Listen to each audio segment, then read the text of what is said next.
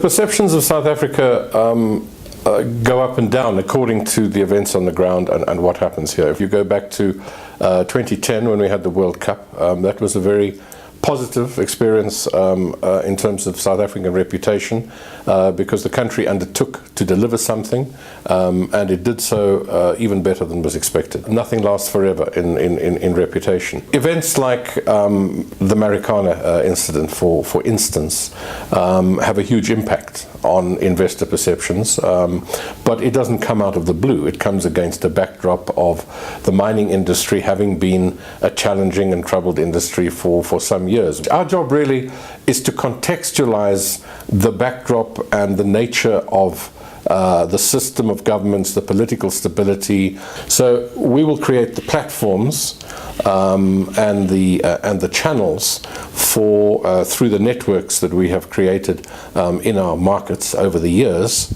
so that the ministers can come and speak to a very influential group of investors. We've just had a major US-African business summit, and the sentiment, I think, is strong. I'm always tempted to go back and think about a column that Peter Bruce wrote recently as he's flying over Umtata, over the Eastern Cape, and what he sees down there is real change happening. Our problem with AGOA is that we're too successful.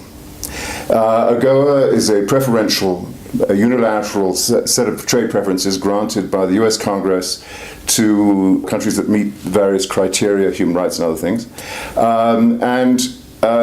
Our membership of the BRICS has caused some in the US to say, well, shouldn't we graduate South Africa? We have industry here that benefits from AGOA but draws in products from the rest of the continent. We help the rest of the continent get the benefit of AGOA. We're having to lobby pretty hard to make sure we stay in. Back in 2010, when there was the state visit from South Africa, President Zuma's visit to the UK, both parties agreed to double two-way trade by 2015. There's a huge push in the UK at the moment to persuade British companies to see beyond the newspaper headlines and to see take a longer view of South Africa and investing in South Africa. The South Africans abroad are very respected for their work ethic. That helps to maintain a strong reputation of the country, regardless of the government of the day and regardless of what's happening in terms of crisis management and at any particular time. But there is certainly also a perception of a number of serious challenges.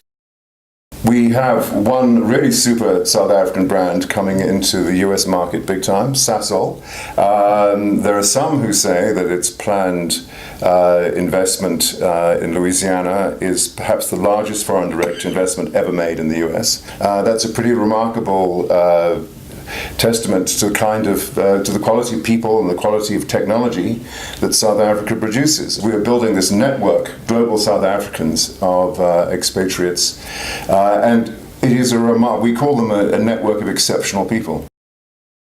We need more small businesses, but 7 out of 10 fail. There seems to be a problem as well with getting the financing, especially at the startup phase. We speak to business development.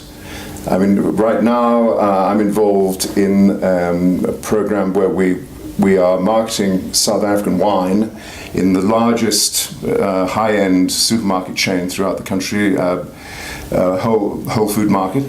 So we're helping the economy that way. We have people in New York who are interested in starting an investment club. Part of our job is to also feed back to government the areas which are adversely affecting the brand. If I'm getting messages from potential startups and companies in the UK looking for joint ventures in South Africa who are experiencing excessive bureaucracy or don't know how to find a black empowerment partner or whatever the case may be, then we would try and direct them first of all to the right stakeholders in the UK, so to go and see the trade and industry representative at the embassy. One of the strongest selling points that I've been able to use over the past year or so has been to say, look at the numbers of the BMWs and Mercedes-Benzes that are coming into the US market from South Africa. In fact, the value of those exports now outstrips South Africa's platinum exports to the US. That's an extraordinary story. And it is a bit of a blow that I'm expecting to have to take a look at the figures in a couple of months' time, and they come out and see that they've taken a bit of a hit.